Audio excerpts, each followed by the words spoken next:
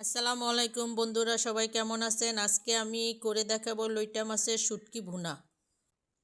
লইটা মাছগুলো ছোট ছোট করে কেটে নিয়েছি। এখন আমি গরম পানি দিয়ে ভিজিয়ে নিচ্ছি। শুকনো মরিচ নিয়েছি, পেস্ট কেটে নিয়েছি, আর রসুনগুলো গোটা গোটা রেখেছি। সবগুলো এখন তেলে ভেজে নিব। শুটকিতে প্রচুর পরিমাণ ক্যালসিয়াম থাকে, মাঝে মধ্যে আপনারা শুটকি খাবেন।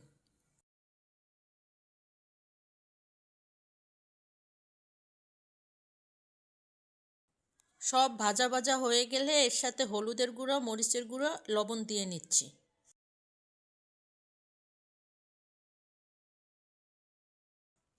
ভাজা ভাজা হয়ে গেলে এখন শুটকিগুলো দিয়ে দিচ্ছি।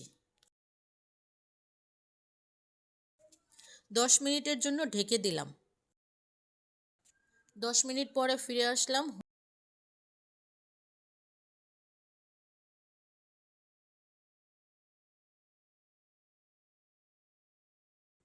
উঠানোর আগে একটু জিরের গুঁড়ো দিয়ে দিচ্ছি। হয়ে গেল আমার শুটকি ভুনা। শুটকিগুলো ঢেলে নিচ্ছি। একটু ডেকোরেশন করার জন্য আমি একটু বোম্বাই মরিচ দিয়ে নিচ্ছি।